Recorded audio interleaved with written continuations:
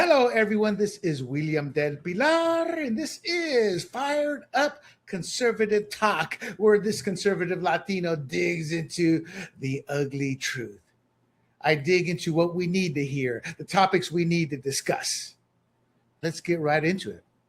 Mamdani's people just swept three primaries in safe blue districts, and that is not some random local fluke.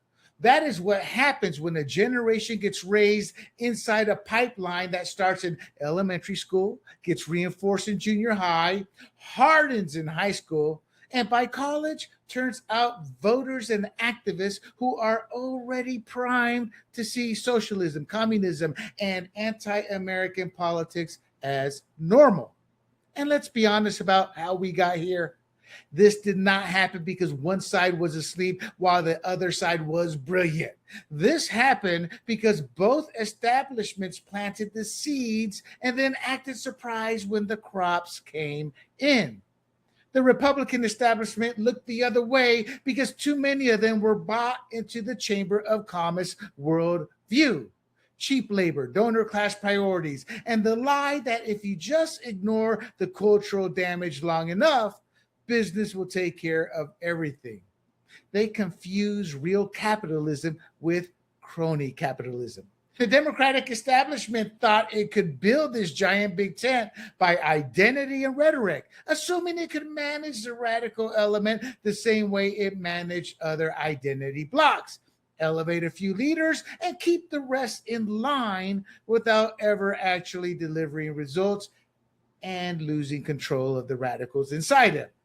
The gap between the elites and the working class has never been more obvious, and Trump 45's policies made that divide impossible to ignore by putting more money and leverage back into the hands of workers, the poor, and ordinary Americans. But the establishment didn't respond by understanding its job was to help Americans help themselves and keep the country moving forward.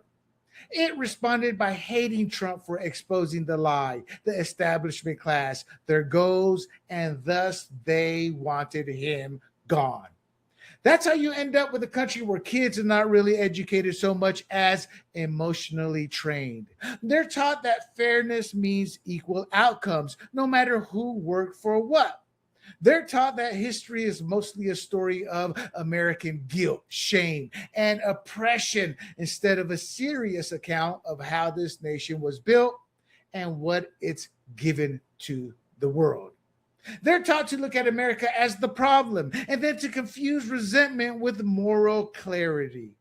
By the time they hit high school and college, a lot of them are already ready to accept socialism, communism, and anti American politics as if that's just the enlightened position. And the most infuriating part is who gets rewarded for it.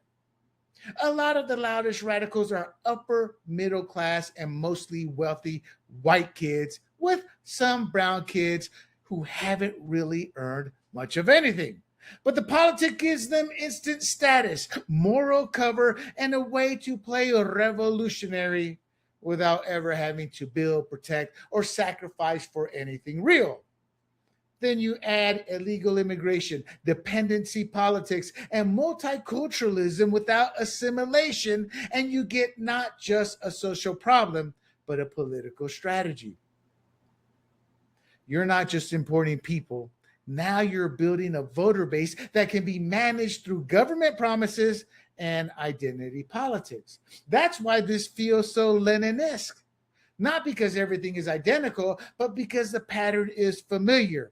Infiltrate the institutions, use the language of the system, normalize a radical position, and keep moving until the people in charge realize they no longer control what they help create. And that is exactly what's happening inside the Democratic Party right now.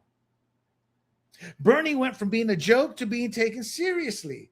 Then Obama came with identity politics, and then AOC and the squad. Then DSA moved inside the party. And now Mamdani and his people are winning primaries and showing the establishment that if it doesn't fall in line, it gets replaced. See hardcore progressive leftist Dan Goldman. Now, many should understand why the Tea Party movement mattered. It proved that ordinary Americans can still rise up, push back, and force the political class to move. For you doubters, we were made up and are made up of men, women, black, white, brown, yellow, with our mantra being limited government, fiscal responsibility, and equality for all, not equity. The question now is whether we can build on what Trump started and do it again, but bigger, broader, and smarter, reaching more Black Americans, more Latinos, the moderates who feel lost, and independents who want order, opportunity, and a country that works for the people, trying to build a life here. We are at a tipping point. This is just not another political cycle. This is a direct threat to the future of our country. And the most dangerous part is that the people in charge to make change, such as John Thune and rhinos, are still pretending this is a normal disagreement instead of a slow motion collapse. John Cornyn fits in there too. This fight didn't happen overnight, and it won't be solved by one generation alone. The real question is how we got here, who helped create it, and what it's going to take to stop it before the damage becomes irreversible. Hey, everybody, this is William Del Pilar, founder of Grumblings Media, and I want to say thank you for watching our content. If you want to support our all volunteer efforts at Grumblings Media, smash the subscribe button right here.